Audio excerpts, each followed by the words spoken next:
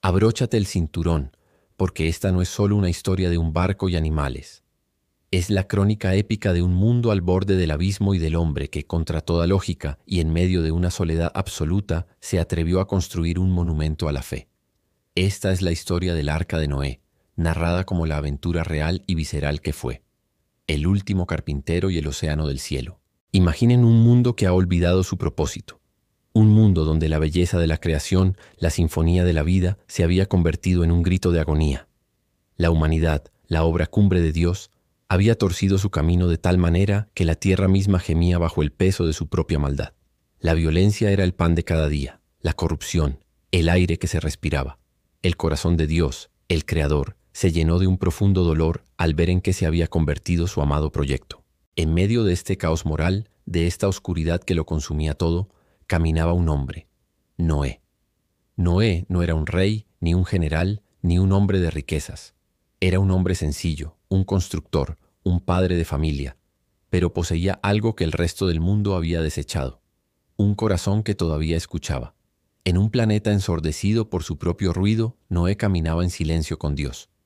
Era un hombre justo, íntegro, un faro de luz tan solitario que la mayoría lo consideraba un loco. Un día, esa voz que susurraba en su alma resonó con la fuerza de un trueno que solo él pudo oír. La orden fue tan aterradora como increíble, tan monumental que desafiaba toda razón. He decidido el fin de todo ser, porque la tierra está llena de violencia a causa de ellos, y he aquí que yo los destruiré con la tierra. Hazte un arca de madera de gofer. La voz continuó dictando medidas precisas, un plano arquitectónico divino para una embarcación de proporciones colosales.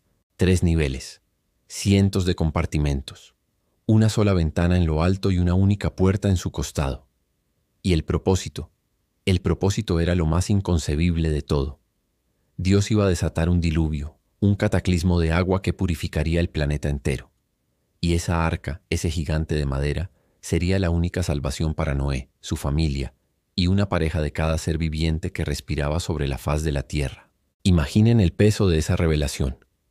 Noé vivía en tierra firme, lejos de cualquier gran océano. Construir un barco de ese tamaño allí era el acto de un demente.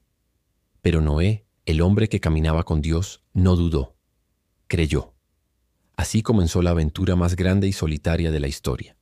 Durante décadas, el sonido de los martillos y las sierras de Noé y sus hijos, Sem, Cam y Jafet, se convirtió en la banda sonora de su vida.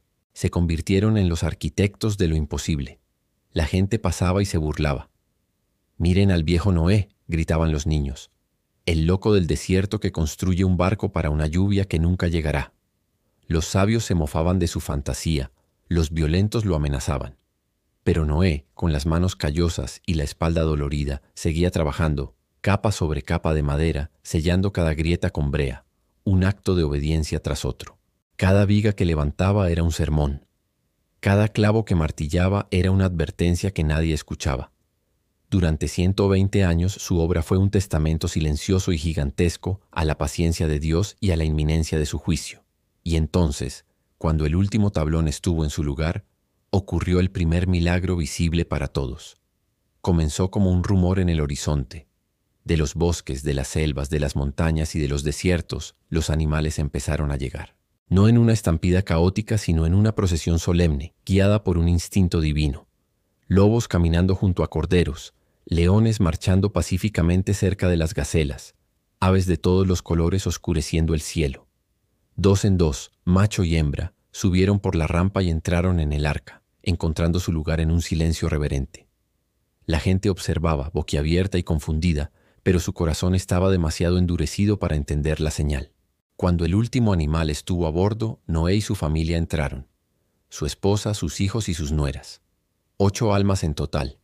Y entonces la puerta del arca, esa única entrada masiva, comenzó a moverse. Pero no fue la mano de Noé la que la cerró. La Biblia nos dice que fue el Señor mismo quien lo encerró, sellándolo a él y a la promesa de un nuevo mundo dentro, y dejando al mundo antiguo fuera. Durante 7 días reinó el silencio. Un silencio tenso, expectante. Y luego comenzó. No fue solo lluvia, fue el desmantelamiento de la creación. La Biblia lo describe con una fuerza aterradora. Fueron rotas todas las fuentes del grande abismo, y las cataratas de los cielos fueron abiertas. El agua no solo caía de arriba, sino que brotaba con furia desde las profundidades de la tierra. Era como si el planeta entero se ahogara en sus propias lágrimas. Dentro del arca, la oscuridad era casi total. El estruendo era ensordecedor, el rugido incesante del agua, el crujido de la madera resistiendo una presión inimaginable y los sonidos de miles de animales inquietos. La embarcación era lanzada de un lado a otro como una cáscara de nuez en un océano sin fin. Afuera, los gritos del mundo que perecía se apagaron rápidamente, engullidos por la furia de las aguas. Durante 40 días y 40 noches el diluvio no cesó, hasta que las montañas más altas quedaron cubiertas. Todo lo que tenía aliento de vida sobre la tierra seca murió. Solo flotaba el arca, un vientre de madera, una isla de vida en un planeta de muerte, llevando en su interior la semilla de un nuevo comienzo. Después de meses a la deriva sobre un océano global, Noé sintió un cambio. El violento balanceo se suavizó, las aguas habían comenzado a bajar. Finalmente sintió un suave impacto. El arca se había posado sobre las montañas de Ararat. Aún así, la espera no había terminado. El mundo seguía siendo un océano. Después de 40 días, Noé abrió la única ventana y envió un cuervo que fue y vino, sin encontrar dónde posarse. Luego envió una paloma. La paloma regresó, pues no halló lugar para su pie. 7 días después la envió de nuevo. Ese atardecer ocurrió el momento que cambió todo. La paloma regresó, y en su pico traía una hoja de olivo recién cortada. Una hoja de olivo, una señal de vida, una promesa susurrada por la tierra. Lágrimas de alivio debieron correr por el rostro de Noé.